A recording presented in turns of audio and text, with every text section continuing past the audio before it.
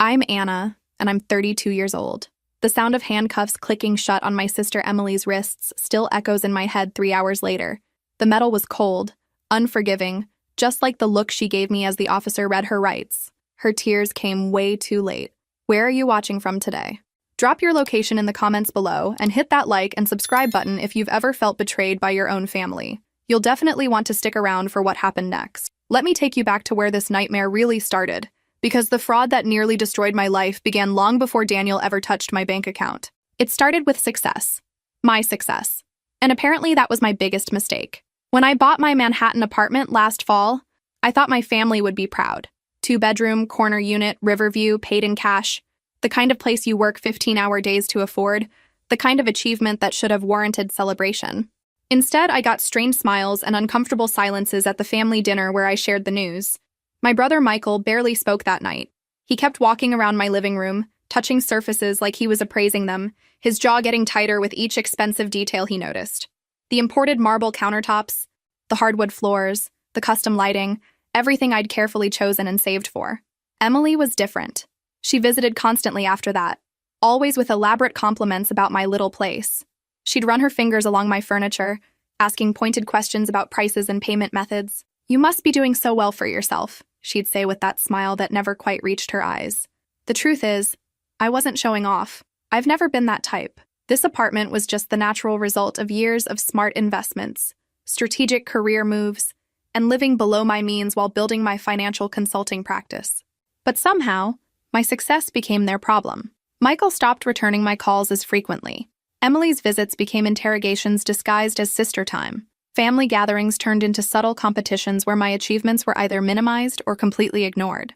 I remember thinking how strange it was that the people who should have been happiest for me seemed the most uncomfortable with my progress.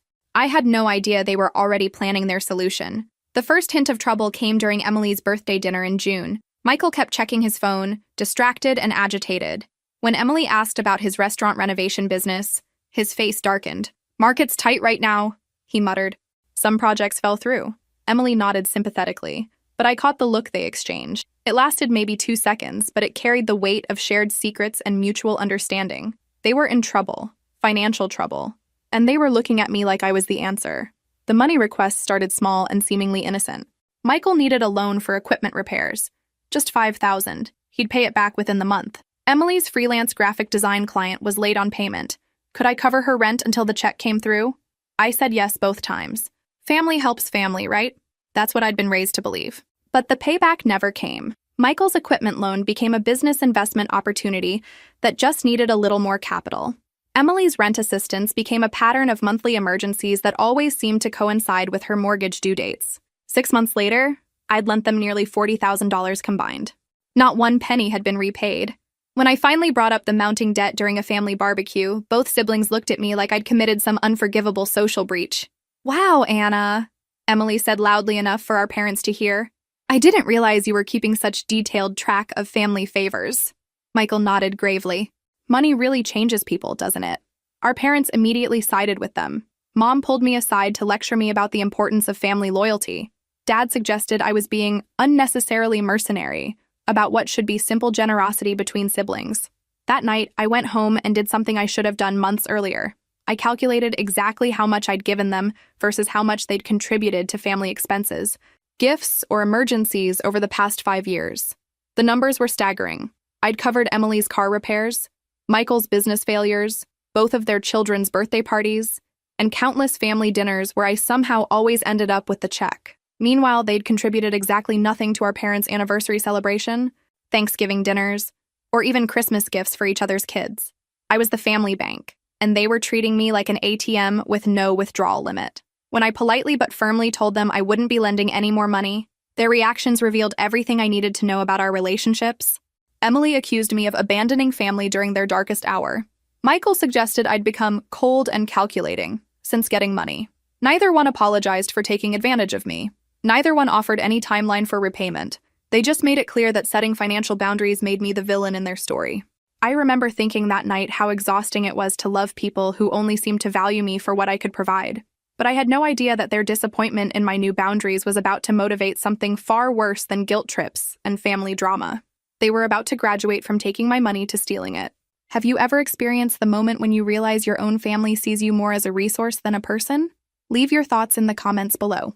The shift in my siblings' behavior after I cut off the money pipeline was immediate and unsettling. Where they'd once made token efforts at normal family interaction, now every conversation felt like a negotiation. Every family gathering became an opportunity for them to make passive-aggressive comments about my new attitude. Michael started making pointed remarks about how success had changed me, how I'd lost touch with what really mattered. Emily would sigh dramatically whenever money came up in any context, as if my presence alone was a reminder of her financial struggles. But the most disturbing part was how they began working together. Michael and Emily had never been particularly close before. Different personalities, different interests, different life paths. Suddenly, they were having whispered conversations at family dinners, exchanging knowing looks, presenting a united front against what they apparently saw as my selfishness. I found out later that this was when they started seriously discussing more drastic measures. The family dynamic became poisonous. Our parents, influenced by Michael and Emily's constant complaints about my coldness, started treating me differently too.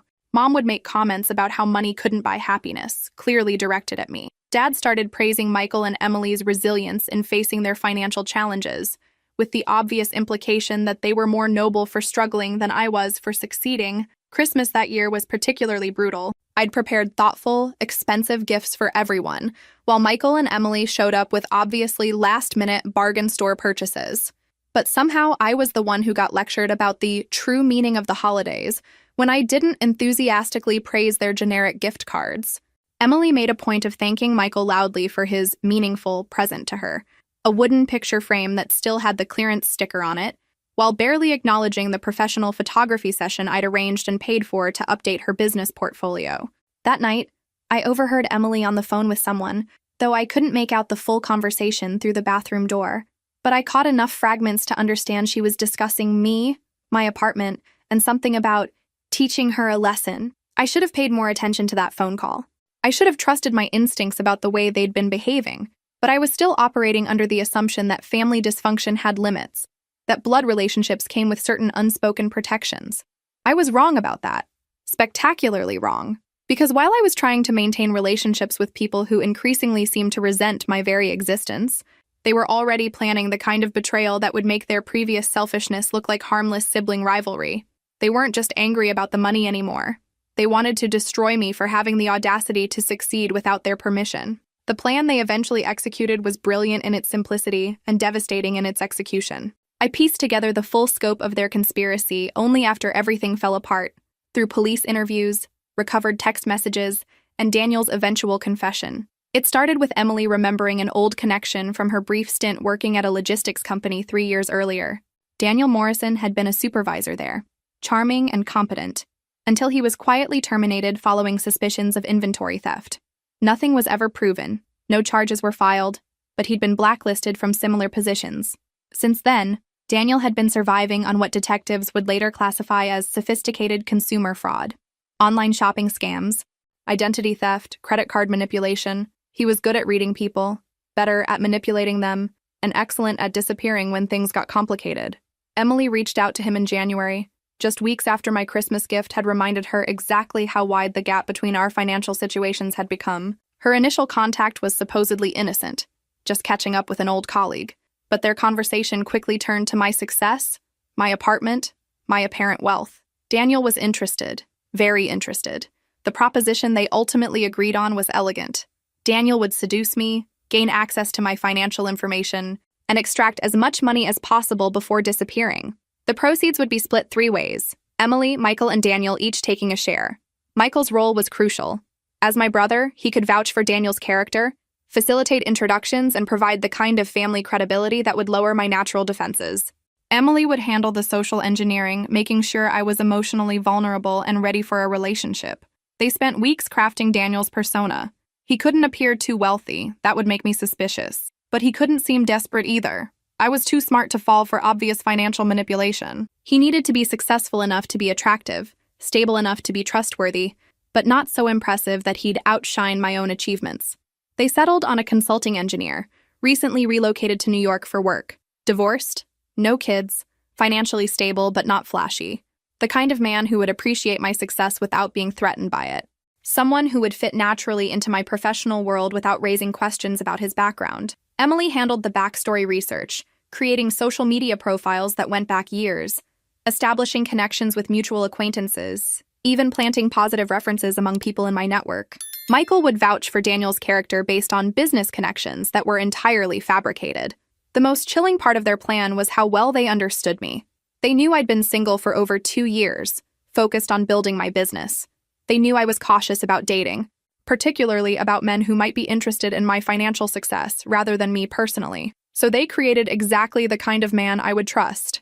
Someone who seemed indifferent to money, who never asked personal questions about my finances, who appeared to have his own established life and career.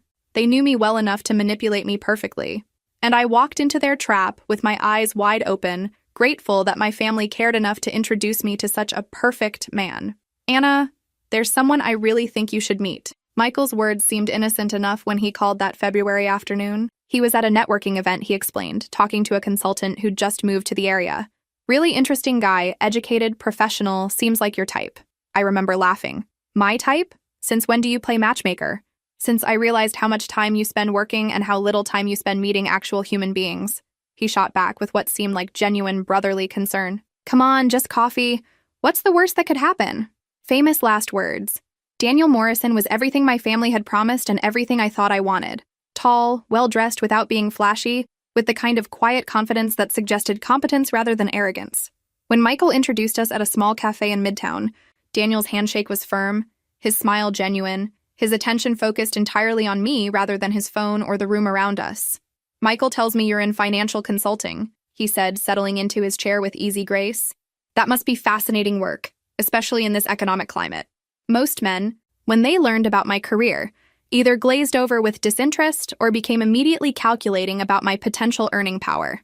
Daniel seemed genuinely curious about the intellectual challenges of my work, asking thoughtful questions about market trends and regulatory changes. We talked for 2 hours. He told me about his engineering consulting practice, his recent move from Boston, his adjustment to New York's pace of life. Everything felt natural, unforced, comfortable in a way that first dates rarely achieve. When Emily called that evening to ask how coffee had gone, her excitement seemed authentic. I knew you'd like him, she said. He seems so steady, so different from the guys you usually attract. She was right about that. Daniel was different. He didn't try to impress me with expensive restaurants or flashy gestures. Our second date was a walk through Central Park, followed by pizza at a neighborhood place he claimed to have discovered. Our third was a cooking class where he laughed good-naturedly about his own culinary incompetence. He never asked about my apartment, never suggested expensive activities, never made any reference to money or lifestyle differences. When I offered to pay for dinner, he accepted gracefully without the weird masculinity issues that plagued so many men. When I mentioned work stress, he listened without trying to solve all my problems. For 3 months, Daniel was exactly what I didn't know I'd been missing. Someone who seemed genuinely interested in spending time with me, rather than impressing me or extracting something from me. Someone who appreciated my intelligence without being intimidated by my success. Emily and Michael were incredibly supportive throughout our developing relationship. They'd ask about Daniel regularly, offer encouragement when I expressed normal early relationship uncertainties, even invite him to family gatherings where he fit in seamlessly. He's so good for you, Emily told me one evening after Daniel had joined us for dinner. You seem more relaxed lately. Happier. I was happier. For the first time in years, I was in a relationship with someone who seemed to value me for reasons that had nothing to do with what I could provide. Daniel never asked for favors, never needed financial help, never even seemed particularly interested in my material possessions. He was perfect. Absolutely perfect. Which should have been my first clue that something was terribly wrong. Looking back, I can see the signs I missed during those 4 months with Daniel. They weren't obvious. He was too smart for that. But they were there. The way he always seemed to remember exactly where I'd placed my phone. His familiarity with my schedule, knowing when I'd be in meetings or working late. His casual questions about my banking habits, disguised as general conversation about financial security. But I was happy. Genuinely, stupidly happy in a way I hadn't been for years. Daniel felt like proof that good things could happen to people who worked hard and made smart choices. He felt like validation that I deserved love that wasn't contingent on what I could provide. The relationship progressed naturally, or at least it seemed natural to me. By May, Daniel was spending several nights a week at my apartment. He had a key, his own drawer in my dresser, a toothbrush in my bathroom. He knew my morning routine, my evening habits, my weekend preferences. He also knew my security patterns, my online behaviors, and the exact sequence I used to unlock my phone. The night everything changed started like so many others. We'd had dinner at home, watched a movie, talked about plans for the weekend. Daniel seemed relaxed, affectionate, completely present. When we went to bed around 11, he was exactly the man I'd been falling in love with for months. But Daniel had been waiting for this exact opportunity. While I slept beside him, he carefully memorized my phone's unlock pattern by watching my thumb movements in the dark. He noted which banking apps I had installed, which email accounts stayed logged in, which security questions I'd likely used based on conversations we'd had. Over the next 3 weeks, Daniel began systematically gathering everything he needed to access my finances. He'd casually mention topics that would reveal security question answers.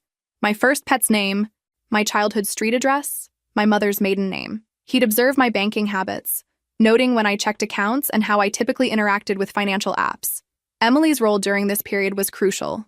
As my sister, she had access to family information that completed Daniel's intelligence gathering. Birth dates, social security number hints, childhood details that financial institutions often use for identity verification. Growing up together, Emily had heard all my childhood stories and security question answers during countless family conversations over the years. She provided it all, later claiming she thought she was just helping Daniel plan surprise gifts and romantic gestures. But the FBI forensic accountants would eventually demonstrate that the information she shared was precisely calibrated for financial fraud, not gift shopping. The most sophisticated part of their operation was how slowly and carefully they moved. Daniel never tried to access my accounts directly from my apartment or devices. Instead, he meticulously noted information and recreated my digital footprint from external locations.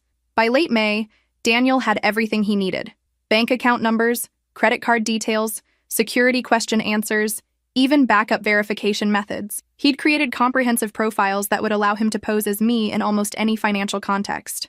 But he waited. He waited until he was certain he could execute the fraud quickly and disappear completely. He waited until he'd identified the most profitable approach and planned his exit strategy. He waited until the morning he knew I'd be in back-to-back client meetings, unreachable for several hours while he systematically destroyed my financial life. That morning, I kissed him goodbye and told him I loved him. He smiled, said he loved me too, and wished me luck with my presentations. By lunchtime, my bank accounts were empty and my credit cards were maxed out with over $100,000 in fraudulent purchases. And Daniel Morrison had vanished as completely as if he'd never existed. The first sign something was wrong came at exactly 11:47 a.m. during my presentation to the Morrison Group. And yes, the irony of that name isn't lost on me now. I was mid-sentence explaining quarterly projections to a room full of potential clients when my phone buzzed with a bank alert. Insufficient funds for automatic mortgage payment. I glanced at the notification and felt my stomach drop. That was impossible. I'd had over $40,000 in my checking account that morning. I quickly dismissed it as a bank error and continued my presentation, but my hands were shaking as I clicked through the slides. By lunch break, I had 17 more alerts. Overdraft fees, declined transactions, security warnings about unusual account activity. Each notification felt like a physical blow. I excused myself to the bathroom and called my bank with trembling fingers. "Ms. Anderson, we've been trying to reach you," the representative said after I provided my identification. "There's been significant activity on your accounts this morning. Over $60,000 in wire transfers and numerous high-value purchases." The bathroom stall felt like it was spinning. "That's impossible. I haven't authorized any transfers. The transactions all appear to have proper authorization codes and security verification. Are you saying these weren't initiated by you?" I slumped against the stall door, feeling the blood drain from my face. "I need you to freeze everything. Right now. All accounts, all cards, everything. We can place a temporary hold, but you'll need to come in person to file a formal fraud report." What followed was the longest afternoon of my life. I somehow managed to finish my client presentation on autopilot, while my financial life imploded in real time. Every few minutes, another alert would arrive on my phone. Electronics purchases from Best Buy, luxury items from Nordstrom, cash advances from ATMs across the city. Someone was systematically draining everything I'd worked 15 years to build, and they were doing it with surgical precision. When I finally escaped the office at 4:30, I called Daniel first. Straight to voicemail. I tried his office number, disconnected. I drove to his apartment building and buzzed his unit. No answer. That's when the first cold finger of real fear touched my spine. I sat in my car outside Daniel's building for 30 minutes, calling and texting. getting nothing but silence in return. The Daniel I'd known for 4 months would never ignore my calls during a crisis. He'd be the first person rushing to help, unless Daniel was the crisis. I drove home in a daze, my mind rejecting what my instincts were screaming. When I walked into my apartment, I immediately noticed Daniel's drawer was empty. His toothbrush was gone. The spare key I'd given him was sitting on my kitchen counter with no note, no explanation, nothing. He'd vanished like he'd never existed, taking my life savings with him. But I still needed to believe there was some other explanation, because accepting the truth meant accepting that the man I'd been falling in love with was a criminal. It meant accepting that 4 months of happiness had been an elaborate con game. It meant accepting that my family had introduced me to someone who would destroy me. So I called Michael and Emily instead, because surely they could help explain what had happened to their friend Daniel. Surely they'd be as shocked and worried as I was. Their reactions told me everything I needed to know.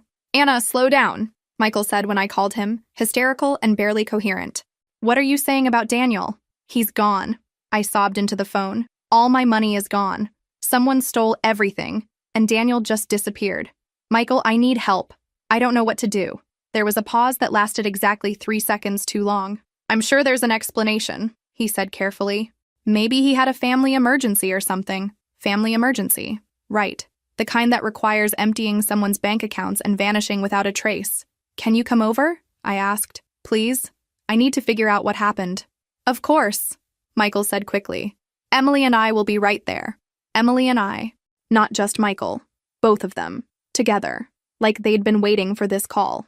They arrived within 20 minutes, which was impressive considering they supposedly lived in different parts of the city. Emily was carrying a box of tissues and wearing an expression of such exaggerated concern that it would have been comical if I hadn't been in the middle of a complete breakdown. "Oh, honey," she said, wrapping me in a hug that felt theatrical. "Tell us exactly what happened." So I did. I told them about the bank alerts, the unauthorized transactions, the massive fraudulent purchases.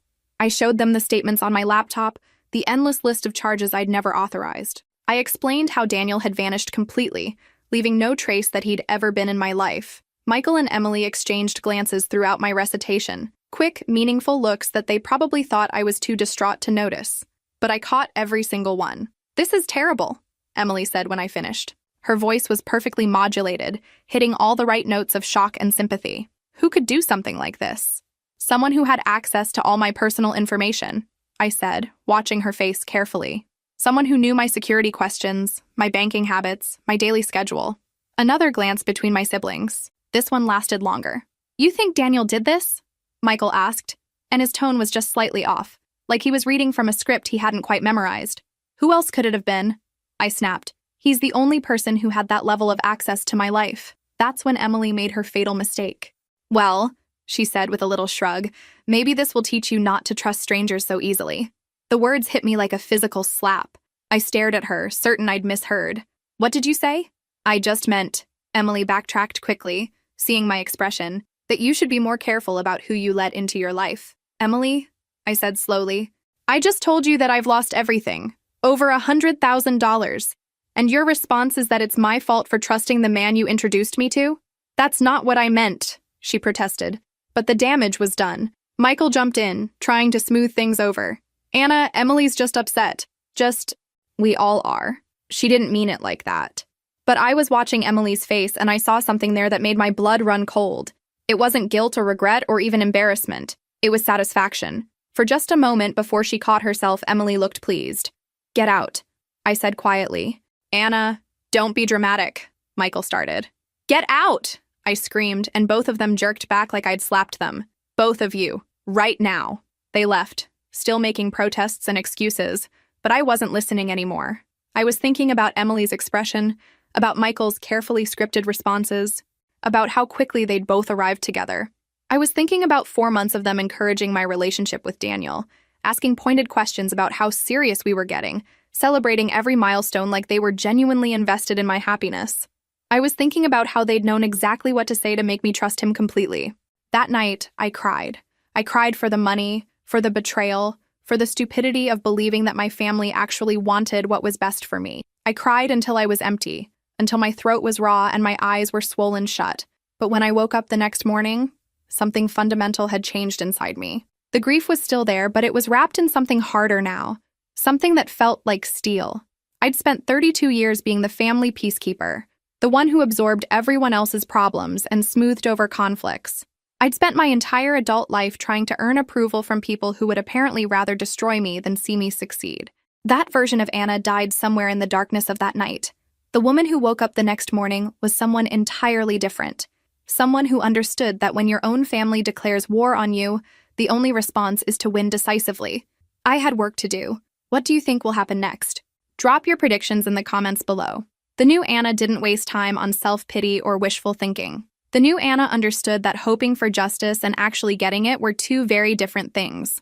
By 7 a.m., I was dressed in my most professional suit, armed with every piece of documentation I could gather, and ready to declare war on behalf of myself. My first stop was the bank, where I spent 3 hours with their fraud department, providing detailed statements about Daniel's access to my personal information. The investigator, a sharp-eyed woman named Sarah Collins, took copious notes as I explained the timeline of our relationship and the systematic way Daniel had gathered my security details. This level of sophistication suggests organized fraud, she told me. Someone with experience in financial crimes. We'll need to involve federal investigators. Good. I wanted everyone involved who had the power to make this hurt. My second stop was the law office of Rodriguez and Associates, where I'd researched the city's most aggressive white-collar crime attorneys. Marcus Rodriguez listened to my story with the kind of intense focus that justified his $600 hourly rate. Your siblings introduced you to this man? He asked, leaning back in his leather chair. And they were aware of his background in logistics fraud? I paused. I don't know if they knew about his criminal history, but they definitely knew something was wrong after he disappeared. Their reactions were, I searched for the right word, rehearsed. Marcus made a note. We'll need to explore their potential involvement. If they knowingly participated in a scheme to defraud you, they're not just witnesses. They're conspirators. The word hit me like ice water. Conspirators. My own siblings as criminals actively working to destroy me. What kind of evidence would you need to prove conspiracy? I asked. Communications between them and Daniel. Financial records showing they benefited from the fraud. Witness testimony about their behavior before and after the crime. He looked at me directly. Are you prepared for the possibility that your family members could face serious jail time if we prove they were involved? I thought about Emily's satisfied smirk, about Michael's scripted concern, about a lifetime of being treated like a convenient resource rather than a human being. Yes, I said without hesitation. I'm prepared for that. My third stop was the FBI field office in Federal Plaza, where Special Agent Jennifer Kim specialized in financial crimes and identity theft. She reviewed my documentation with professional thoroughness, asking detailed questions about Daniel's methods and my siblings' knowledge of our relationship. The sophistication of this operation is concerning, she told me. Mr. Morrison, if that's even his real name, knew exactly what information to gather and how to use it. That suggests either extensive experience or inside coaching from someone familiar with financial fraud techniques. Or both, I suggested. Agent Kim nodded. Or both. We'll start with tracking the fraudulent purchases and wire transfers. Most criminals in these cases aren't as careful about the money trail as they are about the initial theft. She was right about that, as it turned out. Daniel might have been brilliant at manipulating people, but he was surprisingly sloppy about covering his tracks once he had access to my accounts. That evening, I sat in my apartment with 3 different legal pads covered in timelines, contact information, and potential evidence. For the first time since discovering the fraud, I felt something other than devastation. I felt purposeful. Emily called around 8 o'clock, her voice carefully concerned. Anna, I've been worried about you all day. How are you holding up? I'm fine, I said calmly. Actually, I'm better than fine. I spent the day talking to fraud investigators, federal agents, and criminal attorneys. Everyone seems very optimistic about catching Daniel and prosecuting him to the fullest extent of the law. There was a long pause. Prosecutors? Anna, don't you think that's a little extreme? Maybe you should just work with the insurance company and move on. Move on. Right. Because losing over $100,000 to criminal fraud was just one of those things you should get over quickly. Actually, Emily, the federal investigators were very interested in how Daniel gained access to my personal information. They want to interview everyone who knew about our relationship, everyone who encouraged it, everyone who had access to family details that might have helped him answer security questions. Another pause. Longer this time. What are you saying? I'm saying that anyone who helped Daniel, knowingly or unknowingly, could potentially face charges as an accessory to federal fraud. The silence on the other end of the line was deafening. Anna, Emily said finally, and her voice was different now, smaller. You're not thinking clearly. You've been through a trauma. Maybe you should talk to someone before you make any rash decisions. Rash decisions, like reporting serious crimes to law enforcement instead of quietly absorbing the loss like a good little victim. I am thinking clearly, Emily. For the first time in years, actually. Good night. I hung up before she could respond, then immediately called Agent Kim's direct line and left a voicemail about Emily's suspicious reaction to news of the federal investigation. Some people might call that ruthless. I call it learning from experience. The investigation moved faster than I'd expected, probably because Daniel had been spectacularly careless about covering his electronic footprints. Within 2 weeks, Agent Kim called with news that made my hands shake with vindication. We traced the delivery addresses for the fraudulent purchases, she told me. Everything was sent to a private mailbox facility in Queens, registered under a false name but paid for with a credit card that leads back to your brother Michael. I sat down hard in my kitchen chair. Michael paid for Daniel's P.O. box? The credit card was registered to Michael Chen, same address as your family records show. We're pulling surveillance footage from the mailbox facility now. The footage, when I saw it 3 days later, was like watching my own family commit crimes in real time. There was Michael, wearing a baseball cap and sunglasses like some amateur spy, retrieving packages from the mailbox Daniel had used for my stolen purchases. There was Emily, also disguised with a hat and oversized sunglasses, carrying bags of electronics that had been bought with my credit card. They thought they were being clever with their disguises. They looked like children playing dress-up as criminals. The timestamps matched the dates of the fraudulent purchases, Agent Kim explained as we reviewed the footage in her office. Your brother picked up items the same day they were delivered. Your sister was with him for at least 6 separate retrieval visits. I stared at the screen, watching my siblings load stolen merchandise into Michael's car with casual efficiency. They planned this together. The evidence suggests a coordinated conspiracy. Yes, we've also located Daniel Morrison. My heart jumped. You found him? He's in custody in Philadelphia, caught trying to sell electronics that match the serial numbers from your stolen purchases. His laptop contained detailed files about your financial information, family background, and personal security details. Agent Kim opened another folder and showed me printed screenshots of text messages. These are communications between Morrison and your siblings recovered from his phone. I read the messages with growing horror and rage. Michael to Daniel. She checks her bank account every morning at 7 a.m., never on weekends. Emily to Daniel. Her first pet was a golden retriever named Buddy. Security question answer. Daniel to Michael. Ready to execute on Thursday. Anna has back-to-back meetings until 2 p.m. Window is clear. Emily to Daniel. Make sure the transfers look like legitimate business expenses. She's smart enough to notice if they're too obvious. Michael to Daniel. Split is still 30-30-40. I want confirmation before we proceed. Every message was a knife in my chest. They hadn't just known about Daniel's plan. They'd been active participants. They'd provided inside information, technical advice, and logistical support. They'd helped him time the attacks and cover his tracks. They'd planned to divide my stolen money between the 3 of them. This is enough for conspiracy charges? I asked, my voice steadier than I felt. More than enough. Wire fraud, conspiracy to commit fraud, identity theft, money laundering. If convicted on all counts, they're looking at significant prison time. Agent Kim closed the folder. We'll be executing arrest warrants tomorrow morning. I wanted you to know in advance in case family members try to contact you. They did try to contact me, of course. Michael called that evening, his voice tight with panic. Anna, we need to talk. There are some things about Daniel that you don't understand. Really? I said conversationally. Like how you helped him steal my money. Or how you 3 planned to split $100,000 between yourselves. The silence was absolute. I don't know what you think you know, Michael said finally, but all the confidence had drained out of his voice. I know exactly what I know, Michael. I've seen the text messages. I've seen the surveillance footage of you picking up packages bought with my stolen credit cards. I've seen the bank records showing you paid for Daniel's P.O. box with your own credit card. Anna, let me explain. The only explanation that matters is the one you'll give to federal prosecutors, I said, assuming your attorney advises you to cooperate instead of pleading the 5th. I hung up and immediately blocked his number, then did the same for Emily when she tried calling 30 seconds later. That night, I ordered Chinese takeout and opened a bottle of wine I'd been saving for a special occasion. Watching my siblings get arrested tomorrow definitely qualified as special. The FBI came for them at 6 a.m. I know because Agent Kim called to confirm the arrests had been executed without incident. Both your siblings are in federal custody, she told me. Daniel Morrison has agreed to cooperate fully in exchange for a reduced sentence. He's provided detailed statements about their roles in planning and executing the fraud. I felt a satisfaction so deep and complete that it was almost spiritual. For once in my life, People who had hurt me were facing actual consequences for their actions. Justice, it turned out, was even sweeter than I'd imagined. You might expect that watching my siblings get arrested for conspiring to steal my money would have been the end of the story. You might think that justice being served would bring me peace and closure, allowing me to move forward with my life. You would be adorably naive, because what happened next taught me something crucial about family dynamics.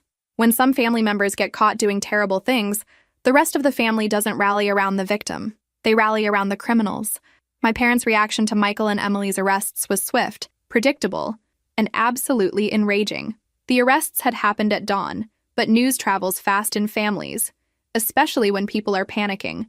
"Anna, what have you done?" My mother sobbed into the phone at 7:30 a.m., barely an hour after the arrest. "How could you have your own brother and sister arrested? They're your family. They stole over $100,000 from me," I said calmly, though my grip on the phone was white-knuckled. "They conspired with a criminal to commit federal fraud. They're thieves, Mom. It's just money," she wailed. "You'll make more money. But if Michael and Emily go to prison, their lives are ruined forever. Their children will grow up without parents. How can you live with yourself? Just money. $100,000 was just money. But somehow my siblings' decision to steal it was just a mistake that I should overlook for the sake of family harmony." My father was more direct in his blame. "You've destroyed this family," he told me when he called an hour later. "Your brother and sister made some poor choices, but what you've done is unforgivable. Turning in your own family to the authorities? I didn't raise you to be vindictive." Vindictive. As if expecting consequences for major felonies was somehow petty revenge rather than basic accountability. "They committed serious crimes, Dad. Multiple federal crimes. What exactly did you expect me to do? Work it out within the family," he snapped. "Go to counseling together, set up a payment plan, handle it privately instead of airing our business to strangers and destroying your siblings' futures." A payment plan. For money they'd already spent on electronics they'd sold for cash. Money I'd never see again unless federal prosecutors recovered it through asset seizure. The calls kept coming all day. Aunts, uncles, cousins, family friends. Everyone had an opinion about my betrayal of Michael and Emily. Everyone seemed to believe that being related to criminals was more important than being the victim of their crimes. My Aunt Margaret was particularly venomous. "You always were a selfish child," she told me. "Even when you were little, you had to be the center of attention. Now you're destroying innocent people's lives just to get back at them for having problems." Innocent people. As if conspiracy to commit federal fraud was the same as having problems. Uncle Robert tried a different approach. "Anna, I know you're hurt, but think about the children. Michael's kids, Emily's kids. They don't deserve to have their parents in prison because of a family dispute." A family dispute. That's what they were calling felony fraud now. "Their parents should have thought about their children before they decided to commit federal crimes," I said. "You're being heartless," he replied. By evening, I'd received 47 phone calls, 32 text messages, and 68 emails from various family members, all expressing variations of the same sentiment. I was a terrible person for holding my siblings accountable for stealing my life savings. Not one person asked how I was doing. Not one person expressed sympathy for what I'd been through. Not one person suggested that maybe Michael and Emily bore some responsibility for the situation they'd created. I was the villain for reporting crimes that had been committed against me. The social media attacks started that night. Emily's friends, people I'd known for years, began posting about the tragedy of her arrest. According to Facebook, Emily was a wonderful mother who was being persecuted by a vindictive family member who couldn't forgive honest mistakes. Honest mistakes. Like conspiring for months to commit identity theft and federal fraud was just an oopsie-daisy that got out of hand. Michael's business associates rallied around him too, sharing posts about how family feuds shouldn't involve law enforcement, how successful people like me should be more understanding of those facing financial difficulties. Financial difficulties that they'd tried to solve by stealing from me. By the end of the week, I'd lost most of my extended family, several longtime friends, and probably half of my social circle. People I'd known for years crossed the street to avoid me. Acquaintances stopped returning my calls. Even some of my professional contacts began treating me differently after word spread about the family situation. I'd become a pariah for doing exactly what any rational person would do when victimized by serious crimes. But here's what I learned from that experience. When people show you who they really are, believe them. When they make it clear that they value criminals over victims, that they prioritize family loyalty over basic morality, that they think blood relations trump accountability, listen to them. They're telling you everything you need to know about whether they deserve a place in your life. 6 months later, I'm sitting in my apartment, the same apartment that started all this trouble by being too nice for my family to tolerate. And I can honestly say that losing most of my relatives has been the best thing that's happened to me in years. If this story resonated with you, make sure to like and subscribe for more stories about finding strength in unexpected places. The legal resolution was exactly what you'd expect when the FBI builds an airtight case with text message evidence, surveillance footage, and a cooperating witness. Michael and Emily both pled guilty to conspiracy charges, rather than risk trial. Daniel, true to his deal with prosecutors, testified against them in detail. Michael got 18 months in federal prison. Emily got 15 months. Daniel got 2 years, but he'll serve most of it in minimum security since he cooperated fully. They're all required to pay restitution, though realistically, I'll never recover more than a fraction of what they stole. But here's the thing about justice. Sometimes it's not about the money. The bank insurance and federal asset recovery programs covered about 60% of my losses. Not everything, but enough to rebuild. More importantly, watching my siblings face actual consequences for their choices gave me something I'd never had before: the knowledge that I was worth defending.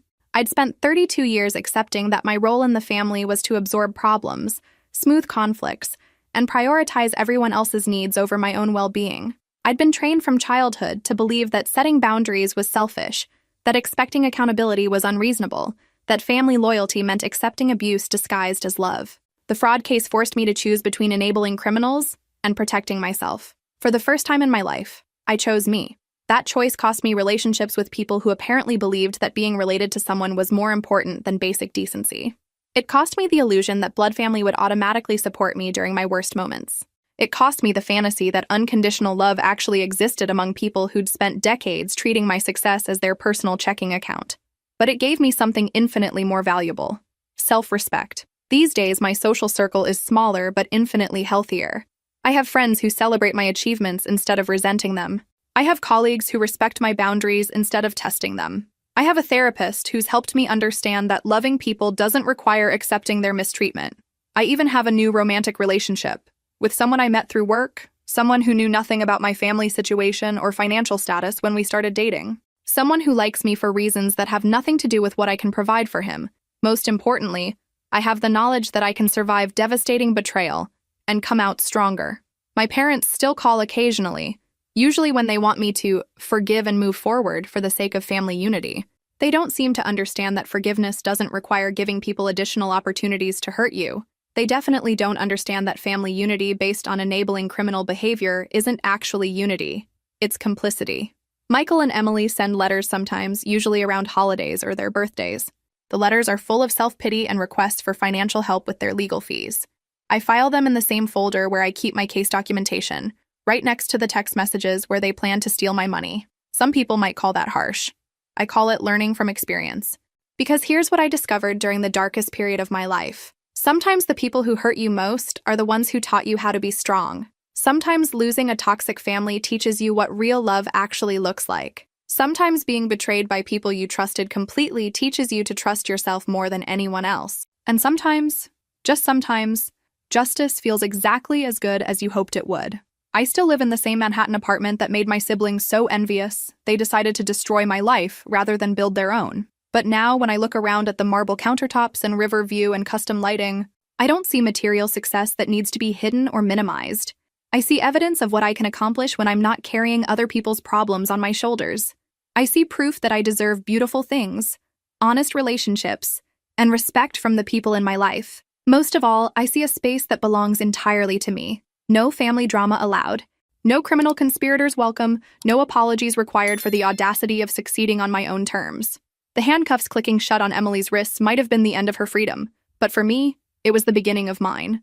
And that, honestly, was worth every penny they tried to steal.